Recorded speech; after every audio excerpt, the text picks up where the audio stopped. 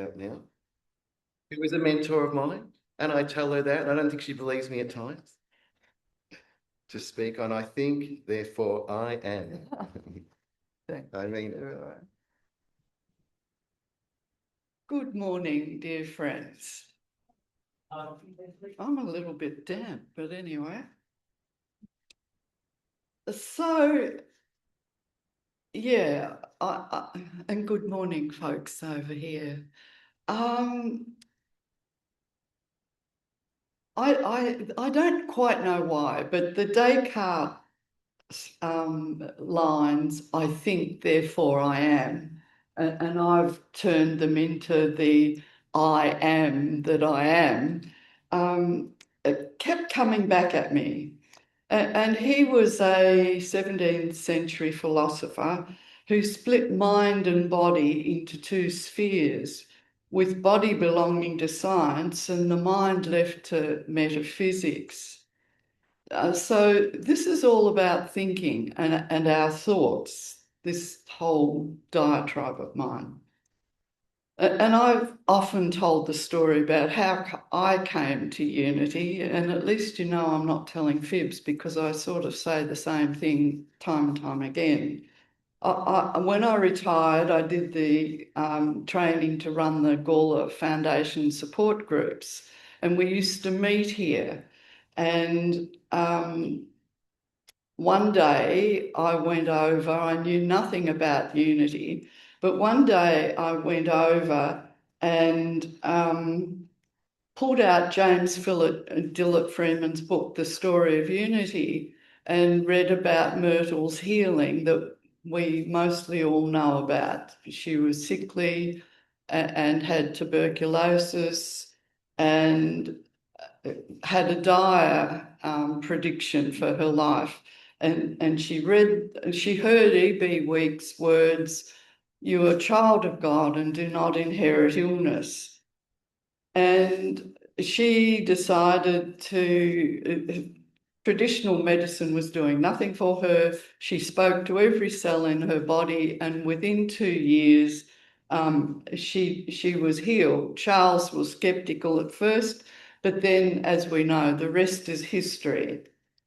And Myrtle changing her thoughts helped to initiate Unity's third principle.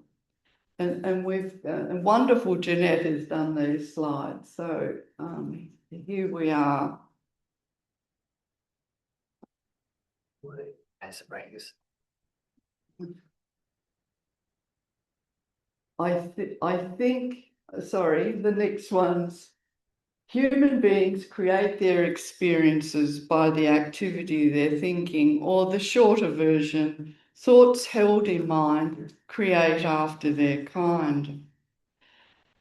So when I read this story of how Myrtle changed her thinking, I was absolutely blown away because we were teaching in the cancer support groups what Candace Pert had only managed with great difficulty to prove to the medical profession that thinking can change your immune system.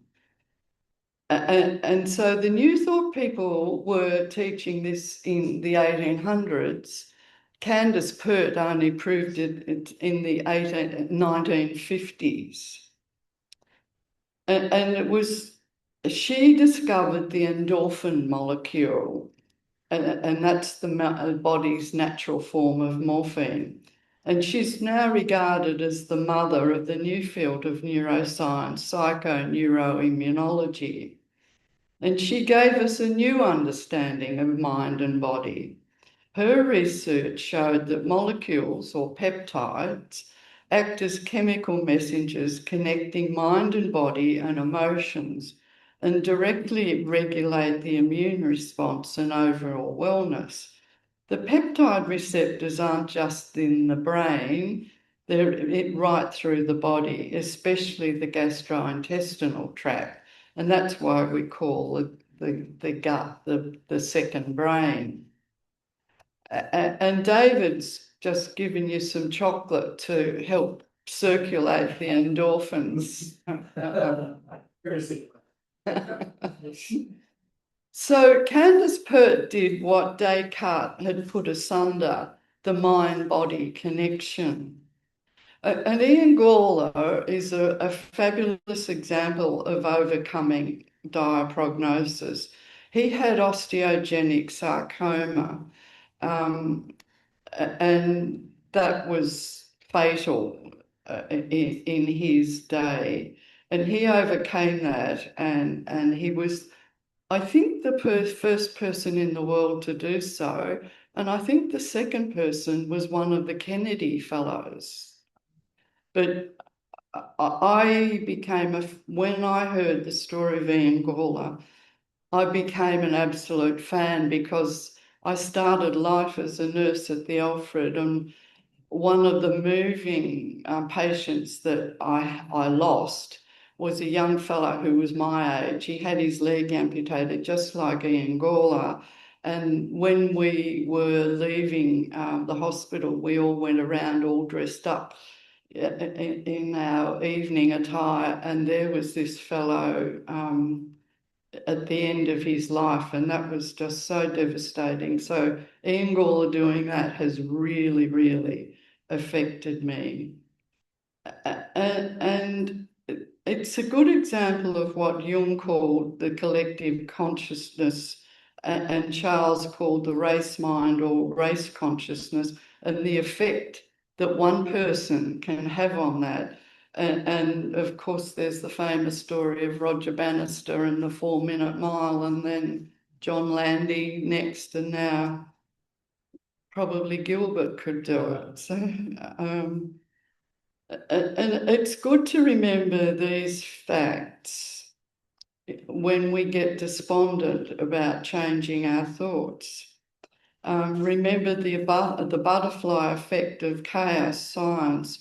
One flap of the wing can change in one part of the world, can create a typhoon on the other side of the globe. So the slightest use of our strategies is better than none, and especially in the current state of the world. When working with ourselves and others, however, this is a rider, it's important that we don't feel guilt when we have a health challenge. There are many reasons for sustaining an illness, but we can have dominion over how we approach those challenges. And in those support groups, a lot of the people did not overcome their cancer, but they did find, just about every one of them found strength and peace, learning to meditate, changing their thinking, and finding acceptance that this wasn't all there is. And I always remember our wonderful Reverend Sylvia saying, death is the highest form of healing. And those people were such a fabulous example for me of approaching the final stage with grace. So on a more day-to-day level, how do we cope when people annoy us and get under our skin? It's not easy to remember not to hold a grudge, not to react with an angry response, or to feel a need to be right. And the Course in Miracles, the wonderful line, do you want to be happy or do you want to be right? We have the techniques of affirmations and denials. One of my favourite practices is the Ho'oponopono prayer.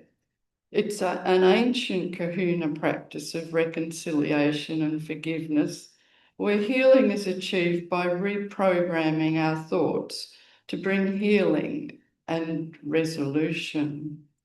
And those lines are, thanks. Yes.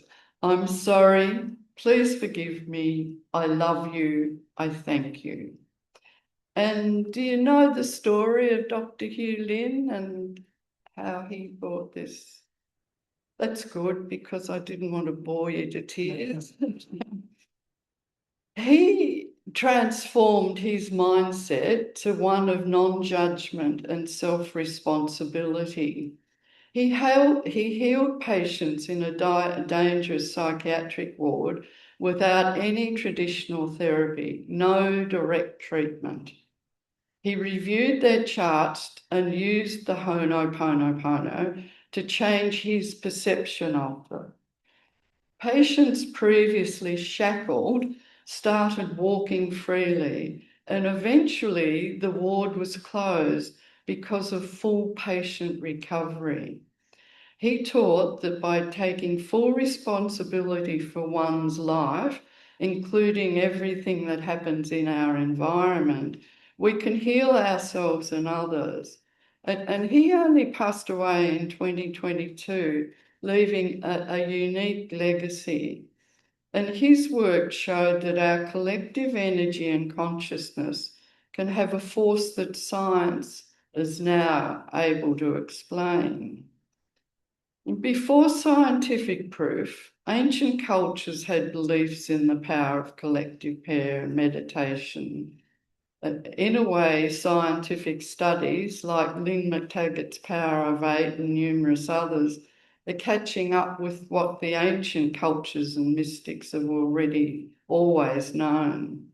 And Lynn McTaggart's work scientifically proved the effect of groups who focus their thoughts on a single action, intention, can produce proven tangible results. And some of the examples from her experiments are accelerated pain, and there have been masses of other experiments, but I'm just using her. Accelerated plant growth, modification of molecular structure of water, and particularly influence on conflicts. And when she did this research, they focused on the wars in Sri Lanka and Afghanistan, and it was proven that their intentions reduced casualties and aggressive behaviour. And it was when in our book group we read her book that we decided to rename our prayer team to the Intention Circle. She inspired us to go with the word intention and to keep up our intentions. There have been studies on the effects of music, spoken words, and emotions on plant growth, showing that plants are sensitive not only to environmental factors like light and water, but to thoughts and intentions in their vicinity. And the studies also involve not just science, but psychology and spirituality.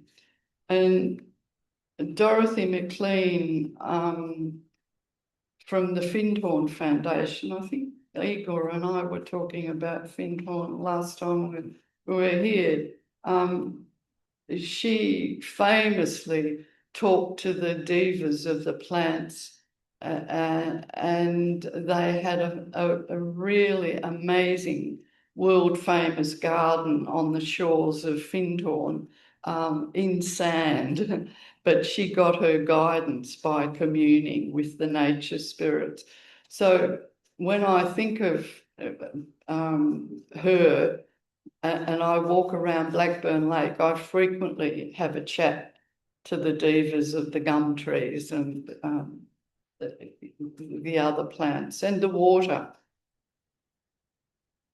So the reason why I thought to share Dr. Lynn's work and his prayer is that I had a run-in with someone over a political opinion. And I didn't really overreact at the time. But after a few days, I realised that I was revisiting that conversation. It was going round and round in my head constantly. Then one day I woke up to myself and I spoke to the person in meditation using Ho'oponopono. I realised that we were really coming from the same place, wanting to be right, and that love and gratitude are the highest vibrations.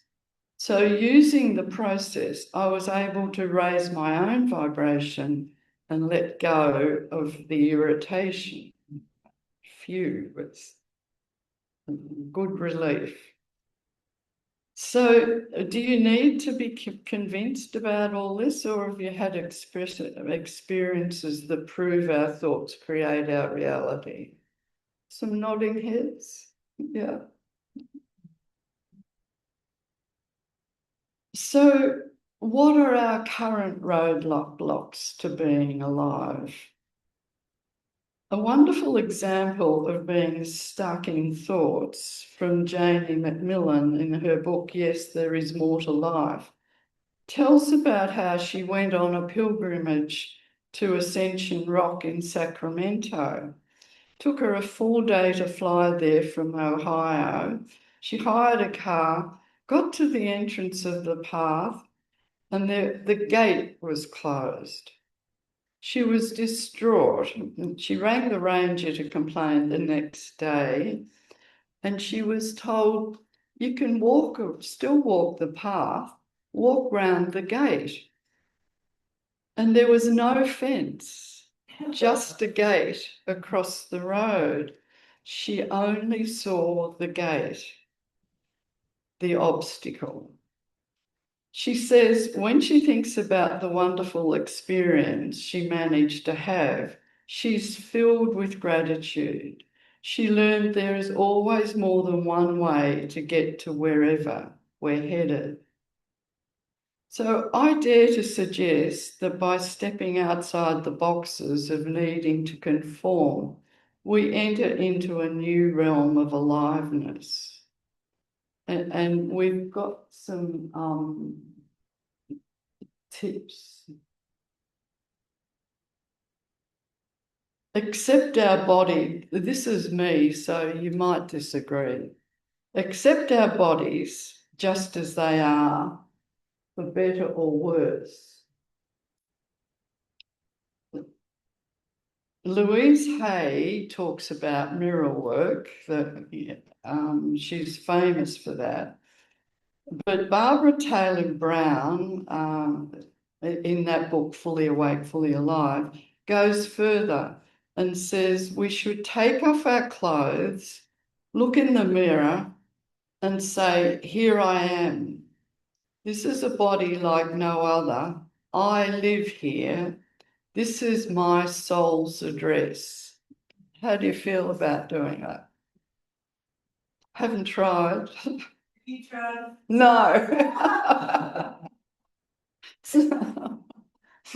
I look forward to hearing how we go. So, love one another is a famous one. The heart's electrical field, the ECG, is 60 times greater than the activity of the brain. The heart's heart field can be measured several meters from the body, whereas the brain's field can only be detected right on the scalp. Feelings of love and gratitude cause the heart rate to become more balanced and orderly, which therefore helps improve brain function and cognitive performance. The heart can therefore influence brain function rather than just being controlled by it. Remember the power in the tiniest act of connection. Even the slightest glimmer of a positive vibration may redeem the whole situation. And remember also that Joe Dispenza assures us that gratitude is the magnet that attracts our desires. So, expand what we believe to be prayer and meditation.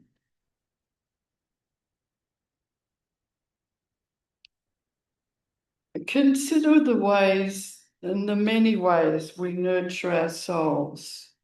Making music, you clever folk, watching the sunset, cooking and appreciating a meal, reading poetry, going for a run or a walk, playing with children, playing with a dog, noticing synchronicities, the practice of gratitude. All of those things, I think, create those endorphins and bring us into a state of meditation. And I always remember this time I was being a martyr washing dishes after the family had left. And yeah, I've got a lot of Martha in me. While Mary's washing Jesus' feet, I'm crushing dishes. But I was feeling sorry for myself. And then suddenly I came into the presence. And there were little rainbows in the bubbles in the water, and my whole attitude changed. So just coming into the presence and all of these things, I dare to suggest is prayer and meditation. So Janny Macmillan writes in the channeled message from the Akasha records that say, we ask you to choose joy, happiness, love, laughter, connection. Especially if these are chosen from your heart, your connection to your soul. Your soul wants to, and I love this, dance, laugh, love, eat chocolate. This is why you're here, to experience life on earth at this time as you. And William Bloom has a line in one of his books where he talks about the endorphins, and it's headed cats, soccer, sex, and chocolate. So let's remember, we're here to experience life on earth in our particular way as we are. So we go now into meditation. Yeah. So we'll just move into meditation.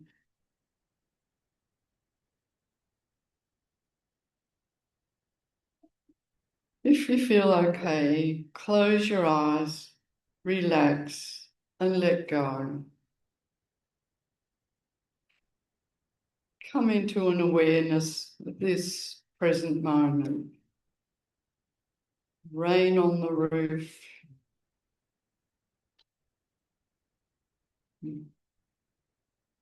Movement. Relaxing. Focus on the breath. Slowing it to 4 seconds for the in-breath, if it's okay, and 6 seconds for the out-breath.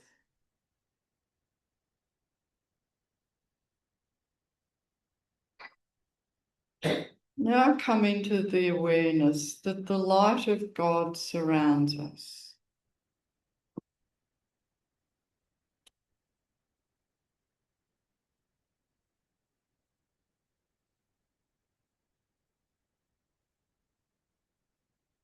Bring to mind any thoughts or feelings that are blocking your joy. Perhaps self-doubt, fear, or disappointment, body aches and pains, a lingering illness.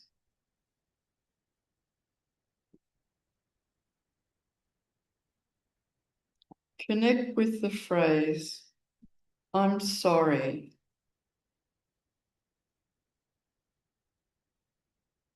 Feel these words as a gentle acknowledgement of your struggles. I'm sorry.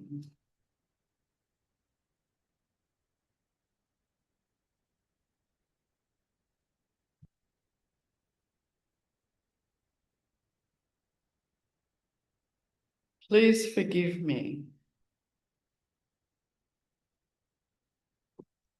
As you say this, feel the barriers melting away and self-compassion taking their place. Please forgive me.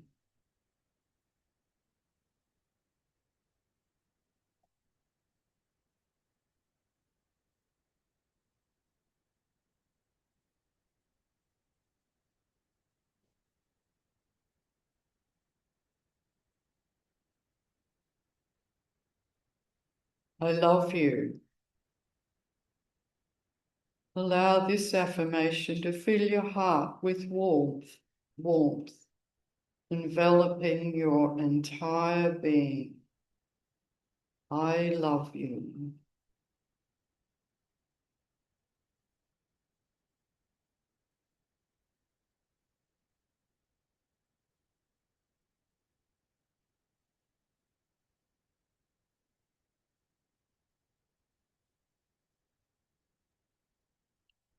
I thank you.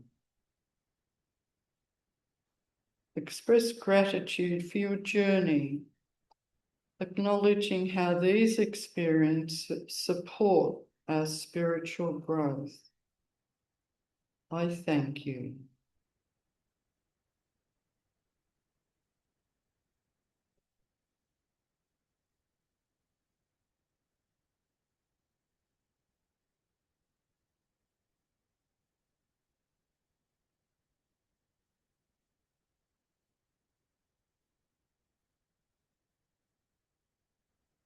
We repeat today's affirmation silently.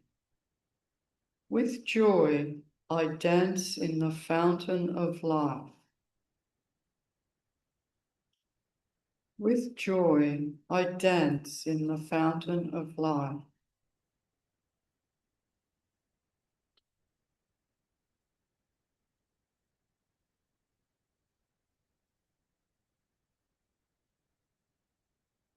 Now let's take this feeling of freedom into considering a person or a situation that is getting under your skin.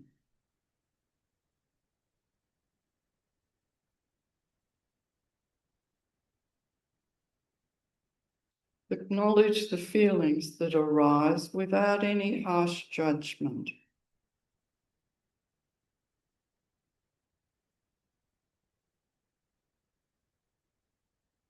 I'm sorry.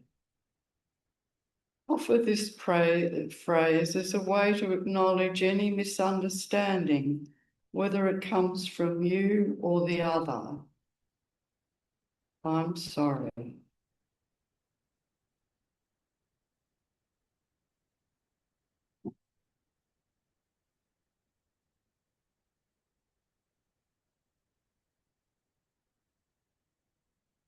Please forgive me. Imagine releasing any hurt or tension between you. It dissolves like mist. Please forgive me.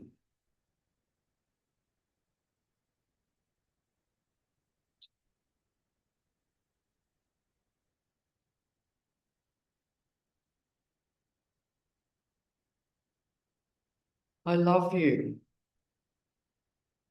From your heart center, allow love to bridge the gap of irritation.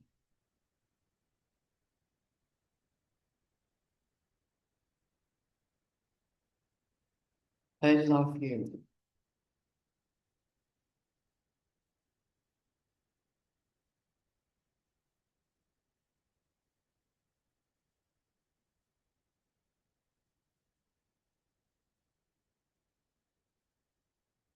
Thank you. We're grateful for the reminder of patience and understanding that this relationship offers. Thank you.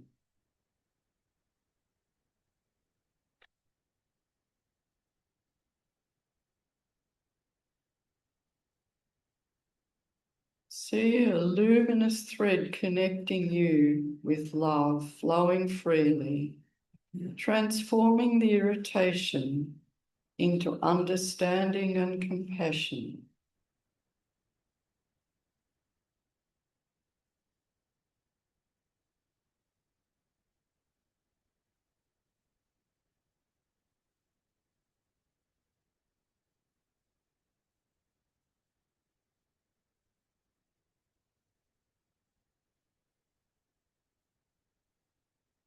And so we are ready now to dance, laugh, love, and eat chocolate. And as we come back to our service, we affirm again, maybe out loud, with joy I dance into the fountain of life. Let's hear it. With joy I dance into the fountain of life. Let's go.